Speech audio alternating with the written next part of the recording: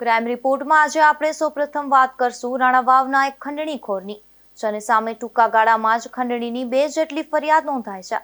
ત્યારે પોલીસે આ શખ્સનું રાણા વાવમાં રિકન્સ્ટ્રક્શન કર્યું હતું. રાણા વાવનો આરટીઆઈ એક્ટિવિસ્ટ વિનોદ હેમરાજ પરમાર સામે થોડા દિવસો પહેલા જ પોરબંદરના લાતી બજારમાં રહેતા એક વેપારીએ બાંધકામ અંગે ખંડણી માંગ્યાનો ગુનો નોંધાયો હતો.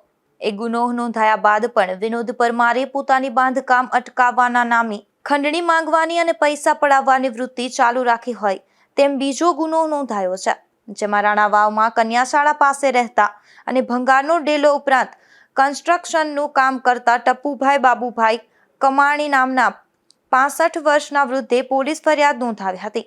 જેમાં આ વિનોદ હેમરાજ પરમાર નામના શખ્સે એક મિલકતના બાંધકામ મામલે ટપ્પુભાઈ પાસેથી ₹5 લાખની ખંડણી માંગી હતી અને બાંધકામ બાબતે વિનોદ નામનો શખ્સ હેરાન પરેશાન કરશે તેવા ડરથી ટપ્પુભાઈએ ₹3.5 લાખ આપી પણ દીધા હતા.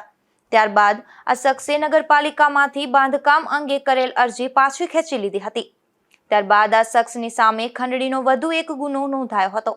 ત્યારે પોલીસે તેની શોધખોળ કરી હતી, જેમાં ખાસ બાતમીના આધારે લોકલ ક્રાઇમ બ્રાન્ચના પીઆઈ કાંબરિયા સહિતની ટીમે આ શખ્સને ઝડપી લઈ અને રાણાવાવ પોલીસને હવાલે કરી દીધો છે.